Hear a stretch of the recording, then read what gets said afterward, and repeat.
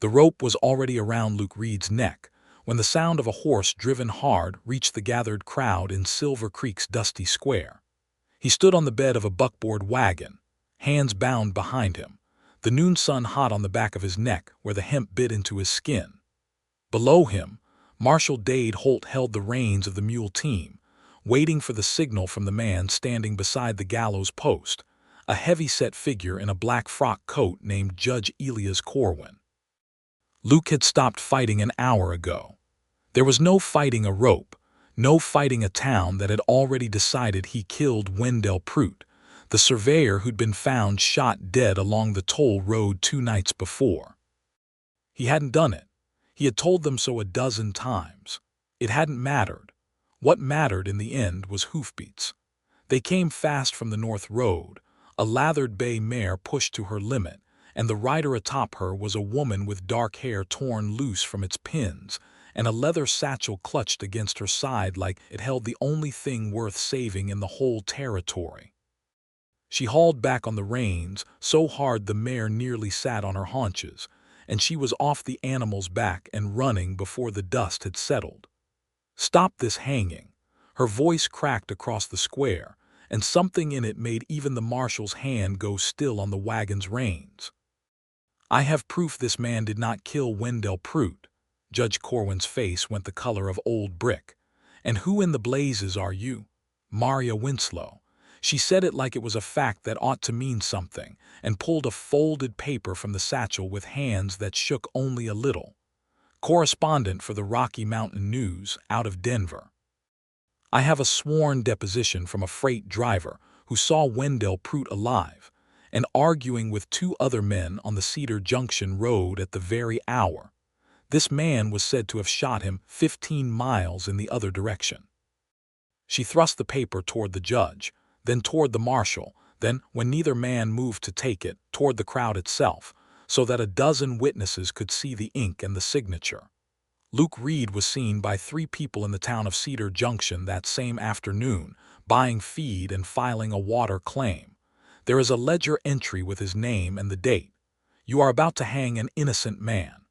For one endless moment nobody in the square moved. Luke stood on the wagon bed with the rope still tight against his throat, staring down at a woman he had never seen before in his life, a woman who had ridden in like the wrath of God itself to stop his neck from breaking, and he could not, for the life of him, think of a single word to say. It was Doc Albright, pushing through the crowd with his spectacles askew, who broke the silence. "Let me see that deposition, Judge. If it's got Amos Fetterman's mark on it, I know that man's signature better than my own. He does not lie, and he does not forget a face." Corwin's jaw worked. His eyes cut sideways, just once, toward a man standing near the mercantile porch, a lean rancher in a gray hat whom Luke knew better than anyone else in the territory. Silas Bragg did not move, did not speak, but something passed between the judge and Bragg in that half-second glance, something Luke filed away even as the rope loosened at last and rough hands helped him down from the wagon bed. "This changes nothing about the charges," Corwin said stiffly, though he was already backing toward his office as he said it. "There will be a proper hearing."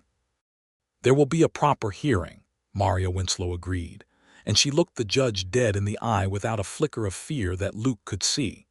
"And I will be there to write about it for 40,000 readers in Denver, along with anyone else who might have questions about why a man was nearly hanged on evidence a 5-minute conversation with a freight driver could have disproved." The crowd began to murmur.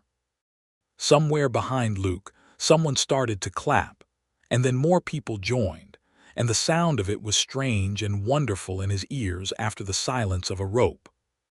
He worked his wrists free of the rough hemp bindings the marshal cut loose and rubbed the raw skin at his throat, and only then did he let himself really look at the woman who had saved his life. She was younger than he'd first thought, maybe 26 or 7, with a face flushed from hard riding and dark eyes that missed nothing, moving over the crowd, the judge, the marshal, Silas Bragg on the porch, cataloging all of it the way Luke might read a brand on a stray steer. Her riding dress was travel-stained, and her hat had blown clean off somewhere on the road, and she looked, more than anything, like a woman who had ridden 50 miles herself just to get here in time. "Ma'am," Luke said, and his voice came out rougher than he meant it, scraped raw by the rope. "I don't know your name, but I believe you just saved my neck. That is not a debt I take lightly." Maria Winslow turned to look at him properly for the first time, and something flickered across her face, quick and unreadable, before she covered it with a brisk sort of politeness. "Mr. Reed, I'd have hated to come all this way for nothing." She glanced past him at Silas Bragg, who had finally stepped down from the mercantile porch and was walking away without a backward glance, and her eyes narrowed just slightly. "I think you and I have a great deal to talk about." They did not get to talk about it there in the square, not with the crowd still buzzing and Marshall Holt hovering with the particular unhappiness of a man who had wanted the matter settled and now found it very much unsettled. Doc Albright took charge instead, insisting Luke come to his office to have the rope burns tended, and Maria Winslow, satchel still clutched against her ribs, followed without being invited, which Luke found he did not mind nearly as much as he thought he should. The doctor's office smelled of carbolic and drying herbs. Luke sat on the edge of the examining table while Albright dabbed something that stung at the raw ring around his neck, and Maria stood near the window, watching the street below with the wary stillness of a woman who half expected trouble to come looking for her. "You want to tell me," Luke said, "how a newspaper woman from Denver happens to be carrying a deposition that saves my life on the very day I was set to hang for it?" She turned from the window. "I have been investigating the toll road for 6 weeks, Mr. Reed. The one the Colton gang runs between here and Cedar Junction, the one every rancher and miner in this county has to pay to use if they want their goods to reach the railhead without an escort. I came to Silver Creek because I had reason to believe certain respectable men in this town were taking a share of what that gang collects in exchange for looking the other way. Judge Corwin, the banker, Amos Truett, possibly the mayor as well." She said it plainly, the way another woman might have discussed the weather, and Luke found himself both alarmed and oddly impressed. Wendell Pruitt was surveying a new route around the toll road, one that would have put the Colton gang out of business entirely. "I believe that is why he was killed. I believe you were arrested because you are the rancher whose land that new route would have crossed, and someone needed a convenient man to hang for it before anyone asked too many questions." Luke sat very still. Doc Albright's hands had stopped moving too. "Silas Bragg," Luke said slowly, "used to be my partner. 3 years back, before the drought took half my herd and he took the other half and sold it out from under me while I was in Denver settling my wife's affairs." His voice caught just slightly on the word wife, and he saw Maria notice it, saw her file it away the same careful way she seemed to file everything. "He's owned the old Pruitt survey maps since. I always wondered why he wanted them."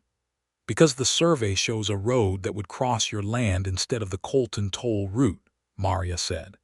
"If that road gets built, the gang loses its income, and whoever is protecting them in this town loses their share of it.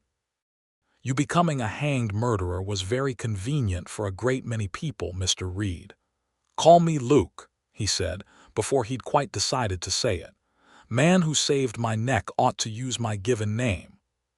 Something almost like a smile crossed her face there and gone. "Luke then, and I am Maria, though I expect Marshall Holt already told you I am also a considerable amount of trouble." "He didn't have to," Luke said. "You rode in on a lathered horse and stopped a hanging with a piece of paper. I'd worked that much out myself." Doc Albright, finished with his bandaging, cleared his throat pointedly. "You two can flirt about murder investigations somewhere other than my examining room, if you don't mind. I've got a windstorm coming in tonight if my knee's any judge of weather, and I'd like to get my shutters braced before it hits."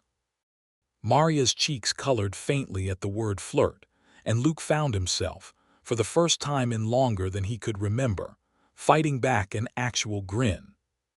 They did not flirt about murder investigations, not exactly, but they did talk, sitting on the boardwalk outside Doc Albright's office as the afternoon light went long and gold across Silver Creek's single dusty street, about Wendell Pruitt's survey, about Sela's brag, about the Colton gang and the toll road that had strangled every rancher and freighter in the county for 2 years running. Maria had a small leather notebook she kept referring to, full of names and dates in a cramped, quick hand, and Luke found himself telling her things he had not said out loud to anyone since his wife died 2 years back of a fever that no doctor in 3 counties had been able to break. "Rachel would have liked you," he said at one point, and then looked faintly startled at himself for saying it. Maria did not flinch, though something careful came into her expression. "I am sure I would have liked her too," she said. "I do not intend to make you compare us, Luke Reed. I only intend to catch the men who tried to have you killed, and if I have to work alongside you to do it, I would rather we were honest with each other from the start."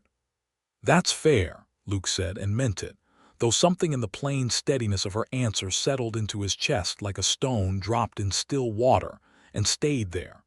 The wind came up that night exactly as Doc Albright's knee had predicted, and it came up fierce. Luke rode back out to his ranch at dusk with the sky already bruising purple and gold to the west, and by full dark the gusts were tearing at everything not nailed down twice, rattling the shutters of the ranch house and setting the cattle to bawling uneasy in the home pasture. He was out at the barn past midnight with a lantern, fighting a section of roof that had worked loose, when he heard hoofbeats coming up the lane and turned to find Maria Winslow, of all people, dismounting in the howling dark with her hat gone again and her hair whipping loose around her face. "Marshal Holt would not let me telegraph Denver," she shouted over the wind.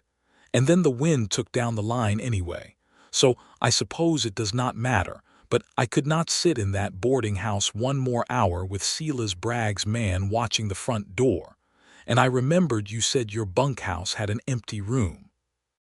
Luke stared at her for a moment, lantern light flickering across her wind-reddened face, and then he laughed, a short surprised bark of a sound he had not made in longer than he cared to admit. "You rode out here alone, at night, in a windstorm because a man was watching a door." "He had a rifle," Maria said with dignity. "I thought it prudent." "Get down off that horse before the wind takes you off it," Luke said, and reached up to steady her descent, his hands closing briefly around her waist, and for a moment neither of them moved, the wind screaming around them and the lantern guttering and something unspoken passing between them that neither was yet ready to name. Then a sheet of tin roofing tore loose from the barn with a shriek of nails and went cartwheeling off into the dark, and the moment broke, and they were both running to catch the frightened horses before the storm did worse damage. They worked together through the worst of it, hauling the horses into the sturdier part of the barn, lashing down what could be lashed, and by the time the wind finally began to ease toward dawn they were both soaked with sweat and rain, sitting exhausted on overturned crates just inside the barn door while the last gusts rattled the walls. "I have not worked that hard since I chased a runaway press wagon down Larimer Street," Maria said, breathless, and Luke found himself laughing again, easier this time. "You are not at all what I expected a Denver newspaper woman to be," he admitted. "And you are not at all what I expected a nearly hanged rancher to be," she returned, and there was warmth in it now, not just wariness. "I expected someone angrier, or sadder." "I have been both," Luke said quietly, looking out at the torn edges of his barn roof silhouetted against the graying sky. "Losing Rachel took most of the anger out of me and left the sad behind. Losing near everything else to Sela's brag after that, I suppose I just got tired. Tired men do not make good hanging fits, evidently. I did not even fight much back there in the square, just stood there and let them do it." Maria was quiet a moment. "I am glad I was not too late," she said simply, and the plainness of it undid something in Luke's chest more than any grand declaration might have. Dawn found the ranch house roof intact if battered, 3 fence posts down, and the telegraph line between Silver Creek and Cedar Junction lying in the mud somewhere along 50 miles of storm-torn road. It also found Maria Winslow asleep, sitting upright against a hay bale in Luke Reed's barn, and Luke standing over her for a long moment before he found a blanket to lay across her shoulders, before he went out to face what the storm and the daylight both had left behind. What the daylight left behind, over the next several days, was trouble that would not be resolved by a single deposition and a stopped hanging. Silas Bragg came calling at the ranch 2 days after the storm, all easy smiles and old familiarity, as though he had not spent the last 2 years methodically destroying everything Luke had left. He found Luke and Maria on the porch going over the notes in her leather satchel, and something in his eyes went flat and calculating when he saw the two of them together. "Heard you had yourself quite a rescue, Luke," Bragg said, leaning against a porch post uninvited. "Lucky thing, a newspaper lady happening along with just the right piece of paper." "Luck had nothing to do with it," Maria said before Luke could answer. "I spent 6 weeks gathering that deposition, Mr. Bragg. I would be glad to tell you all about the other things I have gathered if you have the time." Bragg's smile did not waver, but something behind his eyes went cold. "I expect you have work to do back in Denver, ma'am. This is a rough county for outsiders, especially ones asking questions folks around here would rather not answer. The wind takes down more than telegraph lines out here. Man could get hurt real easy on that Cedar Junction road, with the Colton boys running it like they do. Is that a threat, Silas?" Luke's voice had gone quiet and hard, the voice Maria was beginning to recognize as the one that meant he had stopped being patient. "It is a fact," Bragg said, straightening up. "You ought to remember, Luke, you don't have near the standing in this county you used to. Wouldn't take much to remind folks of that."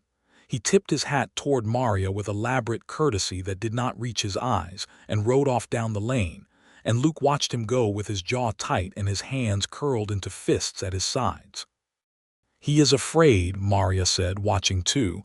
"Men like that only threaten when they are afraid of what you might find." "What is left to find?" Luke asked. "You've got the deposition. You know Bragg holds the survey maps that would ruin the Colton gang's toll road. What more do you need?" "Proof of the money," Maria said. "A deposition and a survey map tell a story, but they do not prove Judge Corwin and Amos Truett are taking a cut of what the Colton gang collects on that road. Without that, this is just a feud between two ranchers, and no editor in Denver will run it as anything more. I need the ledger. Every gang like Colton's keeps one somewhere, because men like that do not trust each other any further than they can spit.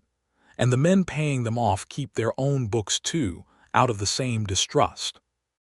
If I can find where either ledger is kept, I can end this properly, not just save your neck for a season before they find another rope." It was Doc Albright, 3 days later, over coffee in his cramped office, who gave them the name that finally cracked the case wide open. "Ezra Combs," the doctor said, stirring sugar into his cup with a thoughtful frown. "Used to keep books for Amos Truett's bank before he took to drinking and Truett let him go. Man's got a grudge the size of Pike's Peak and a memory for numbers that would put a calculating machine to shame. If anyone in this county has seen the real books, it would be him." They found Ezra Combs in a shack on the edge of town, a gaunt, twitchy man with ink-stained fingers who nearly did not open the door until Maria mentioned Amos Truett's name in a tone that made clear she was no friend of the banker's. "He fired me for a discrepancy I found," Combs said, once he'd let them in and bolted the door behind them, glancing nervously at the window as though Truett himself might be listening from the street. "Told me I was drunk and mistaken. I was not drunk. I was right, and he knew it, and that is exactly why he let me go before I could tell anyone else." His hands shook as he poured himself a drink he did not offer to share. "There is a second set of books kept separate from the bank's regular accounts. Payments from the Colton gang laundered through a false freight company account. Corwin gets a cut, Truett gets a cut. I do not know about the mayor, but I would wager on it." "Where are the books now?" Maria asked, her pencil already moving. "I do not know," Combs admitted. "I only saw them the once before I was let go, but there is a man who might know. Frank Colton himself keeps a lockbox at the Cedar Junction stage office, or did, last I heard." If Truest's payments run through a false account, Colton would need his own record of what was owed him to make sure the bank was not cheating him the way everyone in this county cheats everyone else. Cedar Junction, 50 miles east, along a road that the Colton gang controlled from end to end, a road that had already claimed one surveyor's life for the crime of trying to draw a different route around it. "I will go," Maria said immediately, and Luke looked at her like she had suggested walking into a den of rattlesnakes wearing a steak dinner for a hat. "You will not," he said. "Not alone, and likely not at all." Colton's men would recognize a stranger from Denver asking questions inside an hour, and that would be the end of you, Maria, deposition or no deposition. "Then what do you propose?" Luke was quiet a moment, thinking. "I propose we do not go looking for Colton's lockbox at all, not yet. I propose we let Silas brag and the rest of them believe we have given up, while we work on something closer to home. If Ezra here can put what he knows into a sworn statement and we can find one more piece to back it, we may not need Colton's ledger at all." He looked to Combs. "Would you swear to what you saw in front of a proper judge, not Corwin, someone from outside this county?" Combs looked like a man being asked to walk back into a burning building, but after a long moment he nodded. "I would. I am tired of being afraid of Amos Truest in my own house." It was, Maria said later, as good a place to start as any, and for a few days it seemed as though the worst of the danger had passed, as though the storm that tore the telegraph line down had blown itself out entirely. Luke found himself, in those days, watching Maria Winslow with a kind of helpless attention he had not felt in years. The quick, clever way she turned a question, the fierce gentleness with which she treated a frightened witness like Ezra Combs, the small furrow of concentration between her brows when she worked over her notes by lamplight at his kitchen table long after she ought to have been asleep. He found himself making excuses to be near her, bringing her coffee she had not asked for, finding reasons to ride into town when he had none. It was Doc Albright's wife, of all people, who forced the matter into the open, by announcing that the town's harvest social, delayed twice already by the drought and once by the windstorm, would finally be held that Saturday in the newly repaired Grange Hall, and that everyone, including the newspaper lady and the rancher she had saved from hanging, was expected to attend. "I do not dance," Maria said, when Luke mentioned it, though something in her tone suggested she was not entirely opposed to the idea. "Neither do I much," Luke admitted. "Rachel used to say I had 2 left feet and both of them stubborn." The name came easier now, less like a wound and more like a memory he could hold without flinching, and he saw Maria notice that too, saw the careful way she let the moment sit without either flinching from it or filling it with something clumsy. "Then we will be terrible together," she said, which seems only fitting, given everything else about this arrangement. The Grange Hall on Saturday night was strung with lanterns, and smelled of cider and wood smoke, fiddle music sawing bright and quick, while half the county turned out in their best clothes, glad of any excuse to forget drought and windstorm and gang trouble for one evening. Luke had not danced since Rachel died, had not particularly wanted to, but when Maria Winslow appeared in a blue dress borrowed from Doc Albright's daughter, her dark hair pinned up properly for once, something in his chest turned over slow and warm, and he found himself crossing the hall to her before he had entirely decided to do it. "I believe I owe you a terrible dance," he said, and held out his hand. She took it. Her hand was smaller than he expected, calloused faintly at the fingertips from years of holding a pencil rather than reins, and warm, and when the fiddle struck up a waltz they moved together clumsily at first, both of them laughing at their own missteps, and then less clumsily, until they were not really dancing so much as standing very close and swaying, her hand resting light on his shoulder, his palm warm against the small of her back. The lantern light gold on her face and the rest of the hall gone soft and distant around them. "You are not so terrible after all," Maria said softly, looking up at him. "Neither are you," Luke said, and something in his voice must have carried more than the words themselves, because her breath caught just slightly, and for a moment the whole noisy hall seemed to fall away to nothing but the two of them, standing close in lantern light. "Luke," she said, quiet, almost a warning, "I told you I would not make you compare us. I meant that. But I find I do not want to be a woman you simply keep near because I am useful to your case, either. If this is only that, tell me now, and I will keep my distance." "It has not been only that for some time," Luke admitted, low, his forehead nearly resting against hers. "I think you know that, Maria. I think you have known it since the barn in the storm." "I hoped," she said, "but I did not want to presume." "Presume," Luke said, and kissed her, there in the middle of the Grange hall with the fiddle still sawing and half the county too busy dancing to notice. A kiss that was gentle and searching, and then, when she kissed him back without hesitation, considerably less gentle, until they broke apart both a little breathless, and Maria was laughing, soft and delighted, against his collar. "Well," she said, "that is one investigation concluded satisfactorily." "Only one," Luke murmured against her hair. "The other one, I am afraid, is about to get a great deal harder." He was right, though neither of them could have known how right. Not until 3 days later, when Ezra Combs was found beaten half to death behind his own shack, his sworn statement torn to pieces and scattered in the mud, and Maria's careful notes stolen from her room at the boarding house while she had been at the Grange Hall dancing in Luke Reed's arms.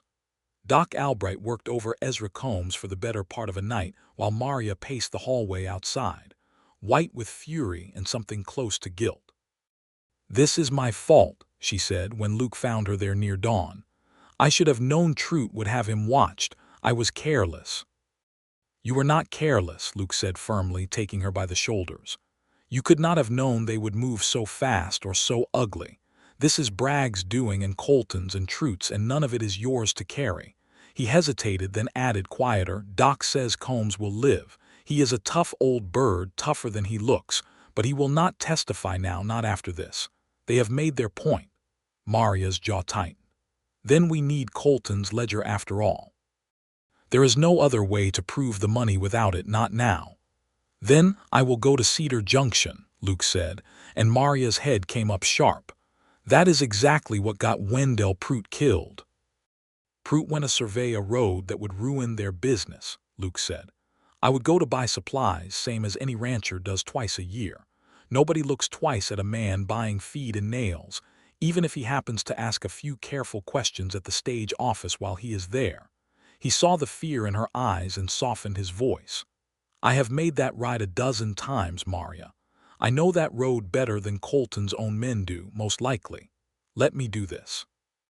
She did not like it, that much was plain on her face, but she also did not argue further, because she understood better than most that some things had to be done and some risks had to be taken, and arguing a stubborn man out of a decision he had already made was rarely worth the breath it cost. "Be careful," she said instead, low and fierce, "because I did not ride 50 miles to save your neck from a rope just to have Frank Colton's men finish the job on a supply run." "I intend to be very careful," Luke said, and kissed her once, quick and warm, before he went to saddle his horse. He did not find Colton's ledger, not that trip. He found, instead, a great deal of trouble because Marshal Holt, it turned out, had wired ahead to Cedar Junction's own deputy that a rancher connected to a murder investigation was headed that way asking questions, and Luke found himself followed from the moment he crossed the county line by 2 of Colton's men, riding at a distance but never quite out of sight. He did not push his luck. He bought his feed and his nails, said nothing about ledgers or lockboxes to anyone, and rode home the long way around, through the hills, arriving back at the ranch 2 days later dusty and empty-handed but alive, which Maria informed him with considerable feeling was the only outcome she had actually been hoping for. "We need another way," she said, that evening, sitting at his kitchen table with her chin propped on her hands, exhausted and frustrated in equal measure. "Colton watches that road too closely now. We cannot walk into Cedar Junction and simply ask for his private ledger." "Then we do not go to Colton," Luke said slowly, an idea forming. "We go around him." If Silas Bragg holds Prout's survey maps, and that survey shows a road that would ruin Colton's toll business, then Bragg is the weak point in all of this, not Colton. Bragg is the one with the most to lose if that survey ever sees daylight, because it proves motive for murder that points straight at him and Colton both. He does not strike me as a man with Colton's stomach for violence. He might break, if pushed the right way. It was a good plan, and it might even have worked, if the weather and the Colton gang had not both had other ideas.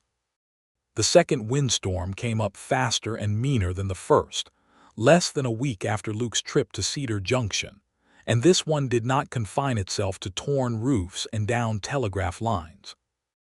It came howling down off the mountains in the late afternoon, with a wall of dust ahead of it that turned the sky the color of a fresh bruise, and it caught Luke's herd of nearly 400 head scattered across the open range between his home pasture and the edge of Silver Creek itself. Cattle already skittish from days of dry lightning and short tempers. Luke was out checking fence when the storm hit, and he felt the ground begin to tremble beneath his horse's hooves before he understood what he was hearing, a low, continuous thunder that had nothing to do with the sky. He crested a rise and his stomach dropped clean through the saddle, because there below him, strung out across a mile of open ground and running full tilt with terror, was his entire herd, stampeding hard and fast in a line that would carry them, within 20 minutes if nothing changed, straight through the heart of Silver Creek's main street. He never did learn for certain whether the storm alone had spooked them, or whether Colton's men had helped it along with gunfire on the far side of the herd, the way Doc Albright's hired man swore he'd heard shots just before the cattle broke. It hardly mattered in the moment. What mattered was 400 head of terrified longhorn bearing down on a town full of people who had no idea what was coming. Luke wheeled his horse and rode for town at a dead gallop, shouting the alarm as he went, and it was Maria Winslow, standing outside the newspaper office where she had been composing a telegraph message to send once the lines were repaired, who heard him first and understood immediately what needed doing, because she had grown up on her uncle's cattle spread outside Denver before her father's ruin had sent her to work a pencil instead of a rope. And she knew exactly what a stampede meant and exactly what it would take to turn one. "The Miller boys have horses saddled behind the livery," she shouted back at Luke as he thundered past. "I will get them. You get anyone else who can ride." There was no time to argue, no time even to be afraid for her.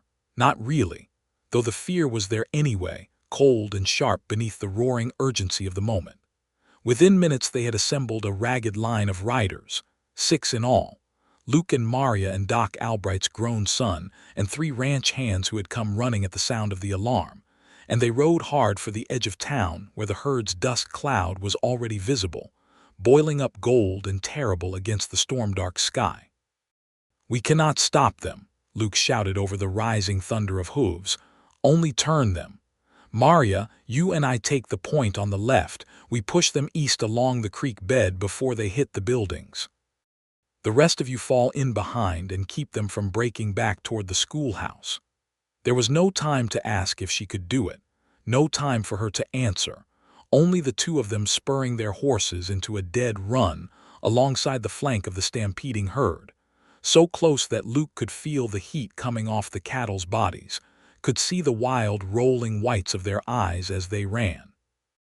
Maria rode like she had been born to it, low over her horse's neck, her borrowed skirts hiked and tied, one hand cracking a coiled rope against the flank of the lead steer to turn him, shouting and whooping with a fierce, wild joy that cut straight through Luke's fear and lit something in his chest that felt almost like hope. It took nearly 10 minutes of hard, dangerous riding, 10 minutes in which either of them could have gone down under 400 head of panicked cattle and never gotten up again, before the herd's leading edge began, gradually, to bend away from the town's main street and toward the wide gravel bed of the creek beyond it. Luke saw the exact moment it happened, saw the lead steer break east instead of straight ahead, and felt the whole herd follow like water finding a new channel, thundering past the last buildings of Silver Creek with a margin of no more than 30 yards to spare, close enough that Mrs. Albright's washing line went down in the dust, and every window on the north side of the street rattled in its frame, but far enough that not one building was touched and not one soul was hurt.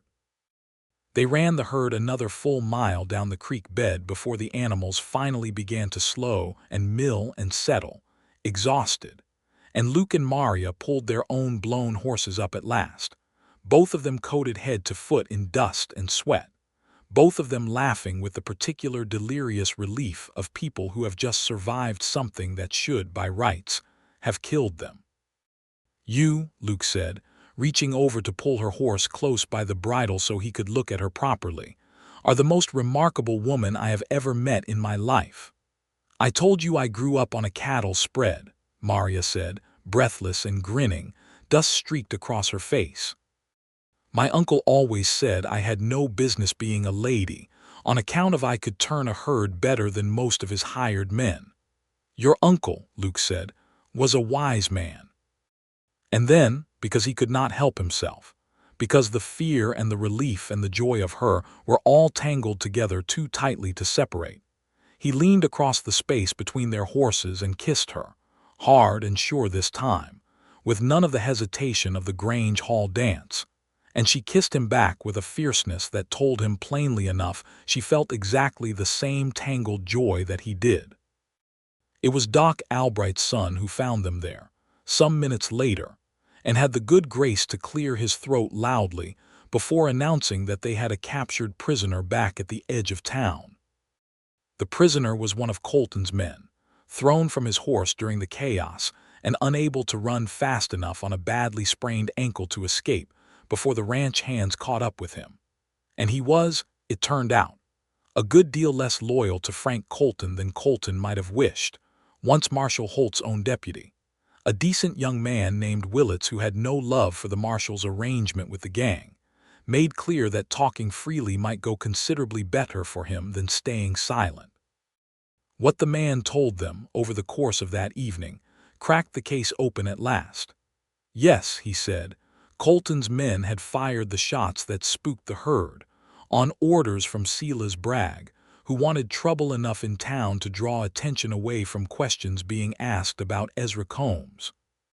Yes, Colton kept a ledger, not at the Cedar Junction stage office anymore but hidden at Bragg's own line shack, 10 miles from Luke's ranch, because Bragg had insisted on holding it himself as insurance against Colton, ever deciding he was expendable. And yes, Judge Corwin and Amos Trout both took a share of the toll road's profits, laundered exactly as Ezra Combs had said, through a false freight account at the bank. "That is everything we need," Maria breathed, when the deputy relayed it all to them later that night. "If we can get that ledger from Bragg's line shack, this is finished.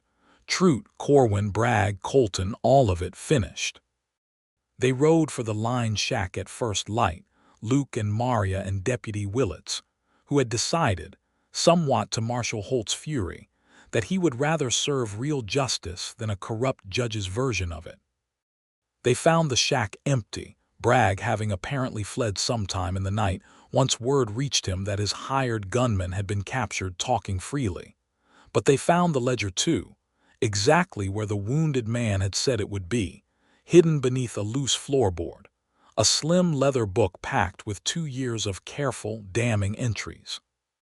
It should have ended there, and nearly did, except that Silas Bragg had not fled far, only far enough to gather what remained of his courage and 3 of Colton's remaining men, and he was waiting for them on the trail back to town, rifle already raised, when they came around the bend above the creek crossing.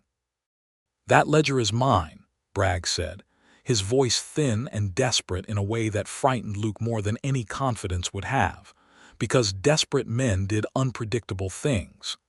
"You are going to hand it over, Luke, or so help me. I will end this the way it should have ended in that square, and this time there will be no newspaper woman riding in with a piece of paper to stop it." "There will not need to be," Maria said, her voice steady despite the rifle pointed their way. Because Deputy Willits here already sent word to the Territorial Marshal's office in Denver this morning, before we ever rode out. They will be here within 2 days expecting this ledger and a full accounting, Silas. Shooting us now only proves everything in it true, in front of a witness who already reports directly to a judge you do not own. For a long, terrible moment nobody moved, the only sound the creek running over stones and the wind picking up again, cool and sharp, off the mountains to the west. Then Bragg's rifle wavered just slightly, and Luke saw the fight go out of him all at once, the way it sometimes went out of a beaten animal, sudden and complete. "I never wanted Prout dead," Bragg said, and his voice cracked on it. "That was Colton, not me. I only wanted my share of what was owed me, after the drought took everything I had too, Luke. You do not know what that was like, watching everything die around you and not one soul willing to lend a hand." "I know exactly what that was like," Luke said, quiet and hard, "because I lived through the same drought, Silas, and I did not steal from my neighbors or hang a rope around an innocent man's neck to cover for it. Put the rifle down. This is finished." It was Deputy Willits in the end, who took Bragg's rifle and put him under arrest, while Colton's remaining men, seeing which way the wind had turned, threw down their own weapons rather than face a fight they had no stomach for without Bragg's backing. It was not, in the end, a bloody confrontation at all, only a tired, sad unraveling of a scheme that had cost too many people too much already, and Luke found he felt no triumph in it, only a weary sort of relief. The Territorial Marshal's men arrived from Denver 2 days later, exactly as Deputy Willits had promised, and with them came the beginning of the end for Judge Corwin, Amos Truest, and Frank Colton's toll road operation entire. The ledger, cross-referenced against Ezra Combs's shaky but ultimately corroborated testimony and the bank's own hastily subpoenaed records, proved everything Maria had spent 6 weeks and nearly her own life confirming. Corwin was removed from the bench within the week. Truest fled before he could be arrested and was never seen in the county again, though word came later that territorial authorities in another county eventually caught up with him. Frank Colton himself, cornered at last without the protection money keeping the law's hands tied, was arrested attempting to flee toward the New Mexico border, and the toll road he had strangled the county with for 2 years was declared open to all travelers, free and unguarded within the month. It should have been, by any measure, a clean and satisfying ending, and for the county at large, it very nearly was. But trouble, as it turned out, had left one more mark to settle before it was finished with Silver Creek, and it settled that mark on the very night the Territorial Marshal's men made their final arrests, in a way that neither Luke nor Maria could have predicted, and that would ask of Luke Reed the one thing the old title of this whole story had been circling toward from the very start.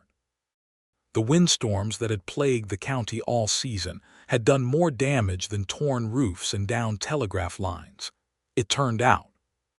They had also, over the course of weeks, driven dust and grit into the water sources along the creek in quantities enough to sicken a good portion of the town, a slow creeping fever that Doc Albright had been treating case by case without realizing, until the night of the arrests, just how widespread and dangerous it had become. And Doc Albright's supply of quinine, the only medicine that could break the fever before it turned deadly, had been nearly exhausted treating Ezra Combs's injuries and the handful of earlier cases, leaving barely enough for one more patient by the time a dozen townsfolk turned up burning with fever in a single terrible night, Maria Winslow among them. She had taken a chill 3 days before, out in the creek bed during the aftermath of the stampede confrontation, soaked to the skin and too stubborn to rest properly, while there was still a story to finish and a ledger to deliver to the marshal's men. Luke had scolded her for it gently at the time, and she had laughed him off, and neither of them had thought much more of it until the fever took hold hard and sudden on the night everything else was finally supposed to be settled. Doc Albright's face, when Luke found him at Maria's bedside past midnight, told him everything before the doctor said a single word. "I have quinine enough for 2 of my patients tonight," Doc Albright said, low and grim. "And 11 people sick with this fever, Luke, Maria among them, and hers is coming on faster and harder than most, likely on account of that chill she took and never let heal proper. I sent for more supply from Cedar Junction 3 days back, before the stampede, before any of this business with Bragg. It should have arrived on the stage yesterday. It did not. I do not know if it was held up by the storm, damage to the road, or lost, or simply forgotten in all this chaos, but without it, Luke, I am going to lose people in this town before the week is out. I am going to lose her." Luke looked past the doctor to where Maria lay in the narrow bed. Her face flushed and damp, dark hair spread across the pillow, her breathing too quick and too shallow. And something in his chest went cold, and then, immediately after, blazing hot with a resolve he had not felt so completely since the day he buried his wife and swore he would never again stand helpless, while someone he loved slipped away from him for want of something he could have provided. "How far to Cedar Junction?" he said, though he already knew the answer. 50 miles, Doc Albright said. "It is coming on toward 1 in the morning, and there is weather building again out west. I can feel it in my knee same as before. You would be riding through the worst of a mountain night, Luke, and likely into another storm besides." "Then I had best not waste time talking about it," Luke said, and was already moving toward the door. "Luke." Maria's voice, thin and fever-rough, stopped him at the threshold, and he turned to find her eyes open, fixed on him with an intensity that cut through the fever's haze. "You do not have to do this. Not for me." "I am not only doing it for you," Luke said, crossing back to kneel at her bedside and take her too warm hand in both of his. "Though I will not pretend you are not the whole of the reason my legs are already halfway to the barn. There are 11 people in this town sick tonight, Maria, and children among them, Doc says. This is my county now, whether I ever meant it to be or not. I am not leaving anyone in it to die of something I can ride out and fix." He pressed her hand to his lips, quick and fierce. "I will be back before you know I am gone. Do not you dare leave me while I am out there proving it." "I never left anyone yet," Maria managed, the ghost of her old fire flickering through the fever, "and I am not fixing to start with a stubborn rancher who kissed me in the middle of a stampede." Luke almost laughed, even with his heart hammering fear into every corner of his chest, and he kissed her forehead, brief and gentle, before he rose and went for his horse. The ride to Cedar Junction that night was the hardest 50 miles Luke Reed had ever covered in his life, harder even than the desperate flight from the stampede, because a stampede was over in minutes, and this ride stretched on and on through hours of darkness with nothing but his own fear for company. He rode his fastest horse, a rangy gray gelding with more heart than sense, and he pushed the animal harder than he had ever pushed a horse before, trusting the road he knew better than almost anyone alive, trusting the moon that broke fitfully through scudding storm clouds to light his way when it could.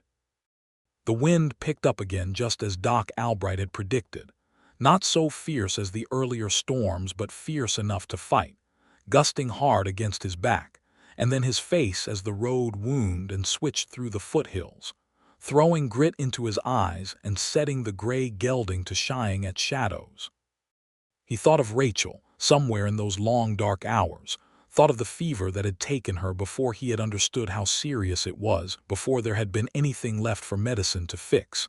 He had not been able to save her.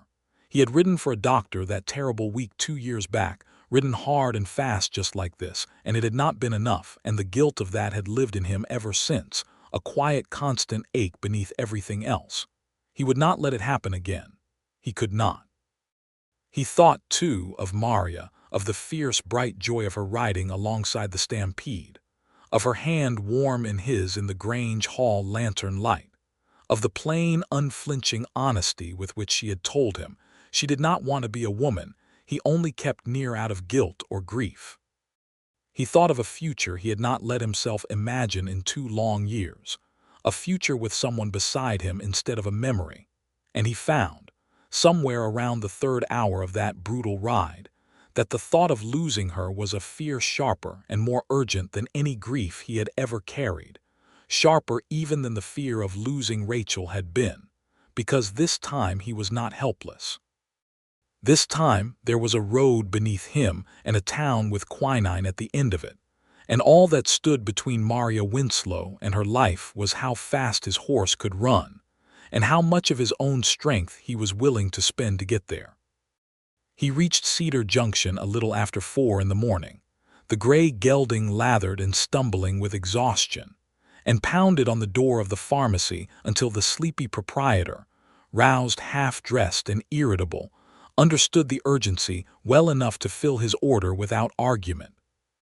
Luke sent a telegraph message too, from the Cedar Junction office, a full report to the territorial marshal's office confirming the arrests already made and adding his own account of the night's events, because Maria would have wanted the story told properly and completely even from her sickbed, and because some stubborn part of him needed, in that moment, to do something useful with his hands while his heart raced with fear for what he might find on his return.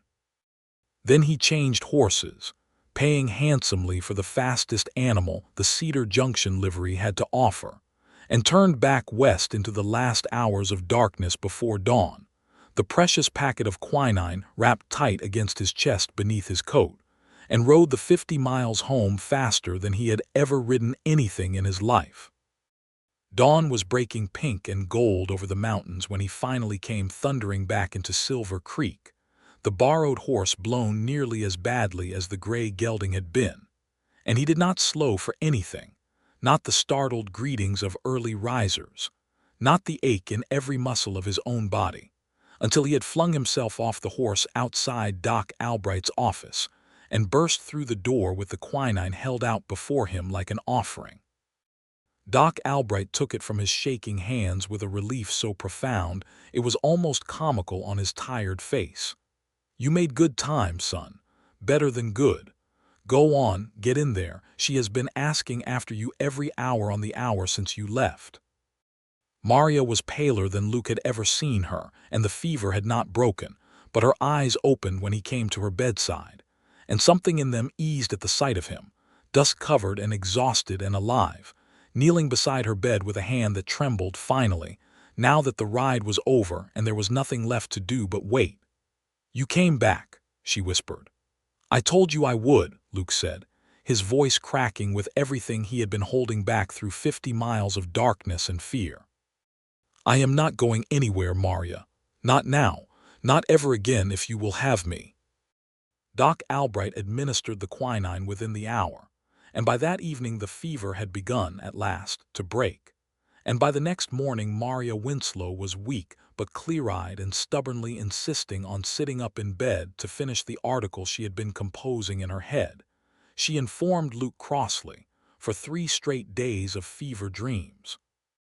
She recovered fully over the following week, along with every other patient the quinine had reached in time, and the town of Silver Creek settled, in the strange, quiet way that towns do after violence and fever both have passed through and left the living to pick up the pieces, into something that felt, for the first time in 2 years, like it might actually hold together. Luke sat with Maria on Doc Albright's porch on the first evening she was strong enough to be out of bed for more than an hour, the two of them watching the sun go down gold and quiet over hills that had, at last, stopped burning with drought and settled into the first cool promise of autumn. "I have been thinking," Maria said, "about Denver." Luke's chest tightened, though he kept his voice even. "What about it?" "My editor will want me back once he reads the full story I intend to send him," she said. "This is the sort of exposé that makes careers, Luke. Corrupt officials, an outlaw toll road, a wrongful hanging stopped at the very last moment. I could have my choice of assignments after this. Cheyenne, Santa Fe, perhaps even back east if I wanted it. And do you want it?" Luke made himself ask, though every word of it felt like swallowing gravel. Maria was quiet a long moment, watching the sunset, and Luke's heart hammered through the silence until she finally turned to look at him, and he saw, with a rush of relief so strong it nearly buckled him, that there was no uncertainty at all in her dark eyes, only a soft, sure warmth. I have spent 6 years chasing stories that took me from one town to the next, never staying long enough to plant anything that might grow roots, she said. I told myself I liked it that way. I told myself I did not need a place to belong, only a story worth telling. She reached over and took his hand, weak fingers but a grip that did not waver. I rode 50 miles into this town to save a stranger's life with a piece of paper, Luke Reed, and I have been trying ever since to convince myself that everything that came after was simply part of the story. It was not. You are not part of the story. You are the reason I do not want to leave when this one is finished. Silver Creek could use a newspaper of its own, Luke said carefully, hardly daring to hope. A real one, not just Marshall Holt's old broadsheet full of cattle prices and church socials. Somebody honest to run it. Somebody who already knows how to stop a hanging with the truth. Are you offering me a job, Mr. Reed, or something else entirely? Maria asked, and there was laughter in it now, warm and teasing, the fever's shadow finally, fully lifted from her eyes. I am offering, Luke said, turning to face her fully, taking both her hands in his. Everything I have left to offer, Maria Winslow, which I will admit is not so grand as it was before the drought, but it is honest and it is mine, and I would be prouder to share it with you than with anyone I have known since I buried my wife. I loved Rachel. I will always have loved her. But I did not understand, until you rode into that square with a rope already around my neck, that a man's heart could make room for more than one great love in a single lifetime, if he was fortunate enough to find it twice. I am asking you to stay, Maria, not because I need saving again, though you seem to have a habit of doing it whether I need it or not. I am asking you to stay because Silver Creek is not truly home to me anymore, not the way it was before, not until I imagine it with you in it. I rode 50 miles for medicine 3 nights ago, and somewhere on that road in the dark, I understood I was not only riding to save your life. I was riding to make certain I had a reason to come back to, and I found I could not stand the thought of ever leaving it again. Maria's eyes were bright with something more than fever now, and she leaned forward, careful of her own remaining weakness, and kissed him softly, sweetly. A kiss that tasted of relief and hope and the particular tender wonder of two guarded, lonely hearts finally allowing themselves to be found. Then I will stay, she said against his mouth, and I will run your ridiculous little newspaper, and I will write the truth in it whether the respectable men of this county like it or not, and I will love you, Luke Reed, for exactly as long as you will have me, which I sincerely hope is the rest of both our lives. The rest of both our lives, Luke agreed, sounds exactly right. They married in the spring, once the last of the winter snows had cleared from the mountain passes, and the road to Cedar Junction ran open and free, and unguarded for the first time in years. A road that ranchers and freighters and ordinary travelers used now without fear, without toll, without the shadow of Frank Colton's gang hanging over every mile of it. Doc Albright stood as Luke's best man, his knee having predicted nothing but fine clear weather for the ceremony and being, for once, entirely correct. Ezra Combs, walking now with only a slight limp from his beating, gave a toast so sentimental it made half the Grange Hall weep, and Deputy Willets, newly appointed as Silver Creek's proper marshal after Dade Holt's quiet removal from office, danced the first dance with the schoolteacher and did not stop grinning the entire evening. Maria wore her mother's old traveling dress, altered for the occasion, because she said she had no use for anything fussier, and Luke, watching her come down the makeshift aisle between rows of borrowed chairs with her dark hair loose the way it had been the day she rode into the square to save his life, thought she had never looked more beautiful in the whole of his life, fussy dress or not. The Silver Creek Clarion, Maria Winslow Reed's own newspaper, launched its first issue 2 weeks after the wedding, with a front-page story detailing the full and final conviction of Judge Corwin, Amos Truett, and Frank Colton on charges ranging from fraud to conspiracy to murder.